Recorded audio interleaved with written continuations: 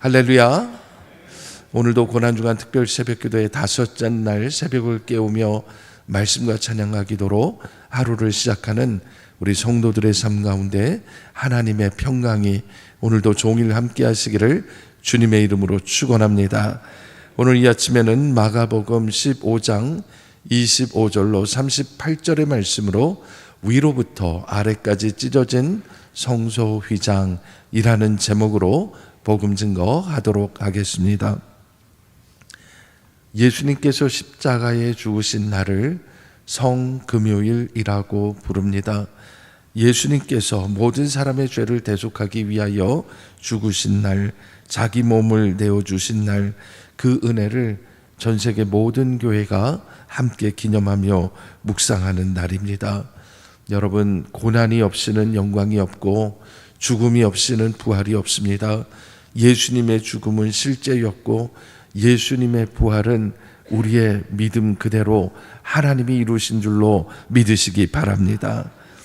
인간의 눈으로 보면 예수님께서 십자가에 죽으신 사건은 마치 로마의 제국과 또 유대교의 종교 지도자들의 권력 앞에 아무런 저항할 힘도 없고 연약한 예수님께서 마치 불쌍하고 비참한 패배자처럼 십자가에 달리신 것처럼 보일 것입니다. 그러나 역사를 주관하시는 하나님의 눈으로 본다면 이 사건은 새로운 하나님 나라를 건설하고 하나님의 백성들을 통하여 하나님의 역사가 시작되는 영광의 자리인 줄로 믿으시기 바랍니다. 그래서 예수님은 이 십자가의 고난을 이겨내시고 우리 주님께서는 메시아의 예언을 성취하신 하나님 나라의 왕으로 등극하시는 자리가 바로 이 십자가의 자리다 하는 것을 오늘 우리가 말씀을 통하여 깨닫기를 원합니다. 먼저는 오늘은 우리가 마가복음을 통해서 어제 우리가 묵상한 것처럼 이스라엘 백성들은 이 빌라도를 찾아가서 대제사장들이 고발했던 것처럼 예수님이 유대인의 왕이라고 사형 판결을 얻어내고 빌라도를 건져냈습니다. 그리고 이 판결이 떨어지자마자 마가복음에 의하면 브라이도리온이라는 그런 곳에 예수님을 보내서 사형을 집행하는 그 로마 군인들이 예수님을 때리고 채찍질하기 시작하면서 먼저는 예수님이 입고 있는 옷을 벗겨버립니다. 그리고 자색 옷을 입히고 마치 황제처럼 그 앞에서 꿇어 엎드리는 척하며 머리에는 가시관을 씌우고 침을 뱉고 때리고 모욕하기 시작합니다. 심하게 채찍질합니다. 그리고는 예수님의 원래 옷을 벗겨서 제비 뽑아서 그 옷을 병사들이 나눕니다. 그런데 예수님의 이 옷을 벗겨서 제비 뽑아 나누는 것조차도 시편 22편에 예언된 말씀 그대로 이루어졌다는 것을 마가복음은 주목하고 있는 것입니다.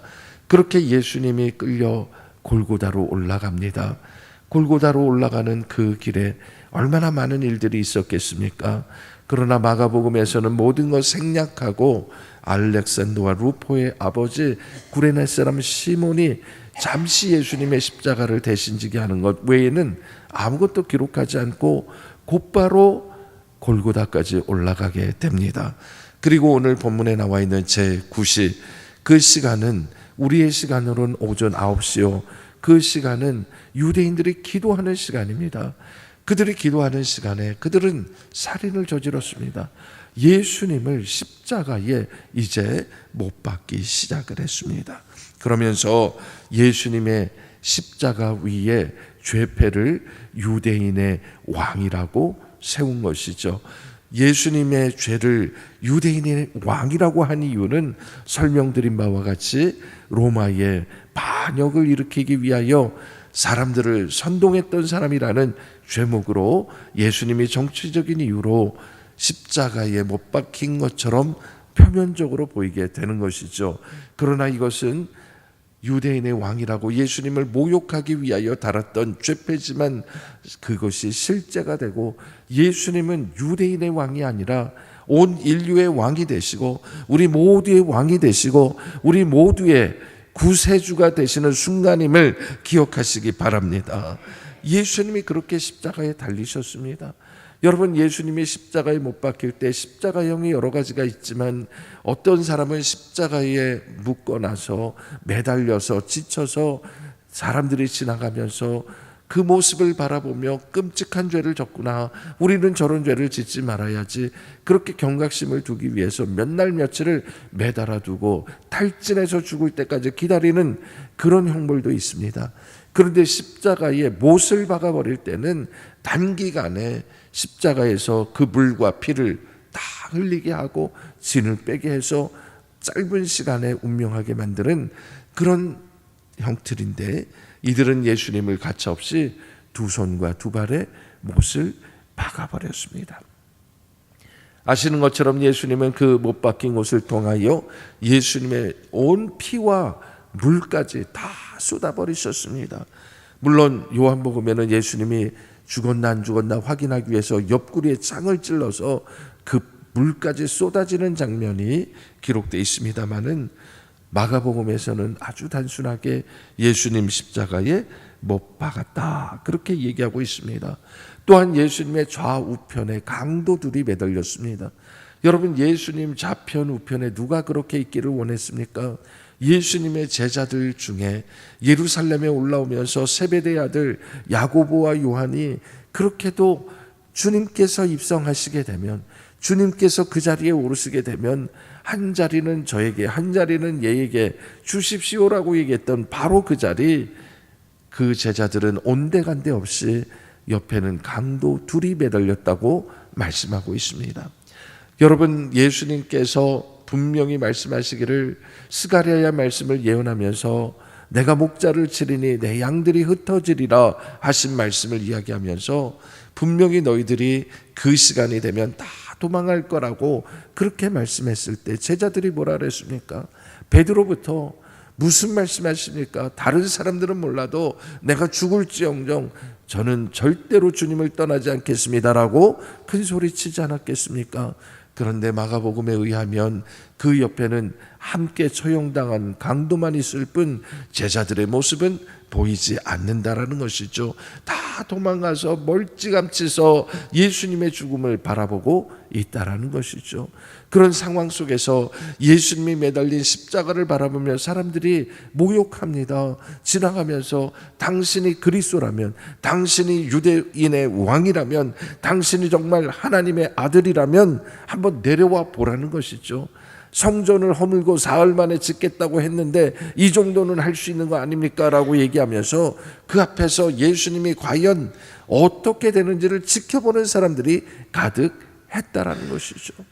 여러분, 사람들은요, 예수님이 십자가에서 내려와서 내가 진짜 하나님의 아들이야 라고 보여주면 믿겠다고 얘기했습니다. 그런데 여러분, 이 사람들이 말하는 것이 진짜 예수님을 그리스도로 믿기 위해서 그렇게 얘기했겠습니까? 아니죠. 예수님을 모욕하는 것이죠. 네가 어디 한번 내려와 보라는 것이죠. 여러분, 예수님이 십자가에서 내려올 능력이 없으셨을까요? 아마 예수님이 마음만 먹으면 주님, 제가 잠깐만 내려갔다 오겠습니다 하고 십자가에서 내려와서 그 사람들 싸대기를 날리고 다시 올라가서 봤냐? 그러실 수도 있으시지 않았겠습니까? 그런데도 예수님께서는 그 모욕을 다 참으시고 끝까지 견디시고 그 십자가에서 죽음을 맞이하셨습니다. 여러분, 세상적으로 보면 이보다 더 비참하고 이보다 더 모욕적인 모습이 어디 있겠습니까? 그런데도 예수님께서는 그 모욕을 다 견디고 참고 인내하시고 결국은 하나님의 뜻을 이루시고 하나님 나라의 영원한 통치자, 영원한 왕이 되셨음을 믿으시기 바랍니다. 예수님께서는 분명히 말씀하셨죠. 성전을 허물고 사흘 만에 짓겠다고 하신 것은 바로 예수님의 몸을 두고 하신 말씀이요, 예수님이 십자가에서 죽으신 후에 사흘 만에 다시 일으키실 것이라고 말씀하신 거예요. 성전은, 교회는 다른 게 아니에요. 우리 성도들의 몸이라는 사실을 기억하시기 바랍니다. 그래서 예수님께서는 자기를 버림으로써 새로운 구원의 길을 향하여 나아가시는데, 여러분, 옆에 걸린 강도들이 어떤 성경에서는, 다른 복음서에서는 한쪽에서는 예수님을 욕하고 한쪽에서는 저가 죄가 없다면서 예수님께 오늘 내가 낙원에 같이 가게 해달라고 간구하는 모습이 기록되어 있습니다. 그러나 마가복음에서는 이런 이야기조차도 다 생략해버리고 예수님이 십자가에 죽으시는 그 순간을 향하여 오로지 집중하고 있다는 것이죠. 그래서 예수님께서는 십자가에 달리신 후에 6시가 되어 9시까지, 오늘 우리식으로 얘기하면 정오부터 3시까지 깜깜한 밤 해도 빛을 잃고 이 땅의 희망 소망 다 없어지는 것 같은 그 순간이 마치 해가 빛을 잃은 것 같이 어둠이 이 땅에 임했다라고 기록하는 거예요. 그리고 마지막 결정적인 순간 제9시 오후 3시가 되어서 예수님께서 운명하시게 되는데 마가복음에서는 이렇게 외쳤습니다. 34절에 엘리 엘리 라마 사박다니. 엘리 엘리 라마 사박다니는 시편 22편 1절에 나와 있는 것처럼 하나님이여 하나님이여 나의 하나님이여 어찌하여 나를 버리시나이까 라는 뜻이 되는 거죠. 그러니까 예수님께서는 단 한 번도 하나님과 분리된 적이 없고 단 한 번도 하나님과 떨어져 계신 적이 없는데 이 십자가에 운명하시는 순간만큼은 마치 하나님이 나를 버리신 것처럼 홀로 이 십자가의 길을 가며 그 고통과 그 외로움을 엘리 엘리 라마 사박단이라고 그렇게 크게 외치신 거죠. 그런데 사람들은 예수님이 그렇게 말씀하시는 대로 그 말씀을 그대로 받아들이지 않았습니다. 지금 뭐라고 하는 거야 하면서 엘리야가 와서 구해준대나 어디 한번 엘리야가 오는지 지켜볼까 그러면서 예수님께 포도주를 이 갈대에 깨어가지고 마시게 하려고 노력하고 그렇게 했습니다. 그러나 예수님은 말씀하신 대로 그 포도주 드시지 아니하시고 죽음을 맞이하셨습니다. 오늘 본문 말씀에 의하면 37절 예수께서 큰 소리를 지르시고 숨지시니라 했습니다. 여러분, 예수님은 십자가에서 죽으신 척한 게 아니라 예수님은 십자가에서 유령처럼 우리 앞에 환상으로 보이신 게 아니라 예수님은 예수님의 육체가 찢어져 가며 피 흘려 가시며 십자가에서 실제로 죽으셨음을 믿으시기 바랍니다. 많은 사람들이 예수님의 부활 이후에 예수님의 죽음에 대해서 의심합니다. 여러분, 인류 역사상 십자가에 매달려 죽지 않고 내려온 사람이 없습니다. 이 형벌이 얼마나 무서운지는 다 아는 이야기요. 이 많은 사람들이 다 지켜보고 예수님을 그렇게 조롱하며 그가 죽나 안 죽나 지켜보는 사람들 앞에서 로마의 이 십자가형을 진행하는 사람들, 군병들 앞에서 예수님은 처참하게 죽임을 당하셨습니다. 그래서 예수님이 숨지셨다, 완전히 운명하셨다, 마지막 호흡을 내뱉으셨다라고 얘기한 후에 오늘의 가장 중요한 핵심 포인트 마지막 38절 우리가 한번 같이 읽겠습니다. 시작. 이에 성소 휘장이 위로부터 아래까지 찢어져 둘이 되니라. 아멘. 예수님이 십자가에서 숨지시는 순간 예루살렘 성전의 성소에 있던 지성소와 성전 사이를 가로막고 있던 이 성소의 휘장이 위로부터 아래로 둘로 찢어졌다 했습니다. 여러분, 여기에는 여러 가지 의미가 있습니다. 지금까지는 1년에 한 차례 대제사장이 아니면 희생의 제물이 아니면 하나님을 만나러 들어갈 수가 없는, 하나님과 우리 사이가 가로막혀 있다는 것을 이 성소의 휘장이 보여주었던 것이에요. 그런데 예수님의 죽으심을 그 의미를 한마디로 말씀하자면 오늘 우리가 찬양한 것처럼 보혈을 지나 하나님 앞으로, 보혈을 지나 주님 품으로 갈 수 있도록 주님께서 성소의 휘장을 찢어주셨음을 믿으시기 바랍니다. 이 성소의 휘장이 위로부터 아래로 찢어졌다는 것은 하나님께서 이 성소의 휘장을 친히 찢어 주셨다는 거예요. 아들을 내어 주심으로 우리에게 구원의 길을 열어주셨다는 거예요. 우리가 애써서 노력해서 찢었다면 아래로부터 위로 찢어졌겠죠. 그러나 분명히 마가복음은 증언합니다. 위로부터 아래로 찢어졌다.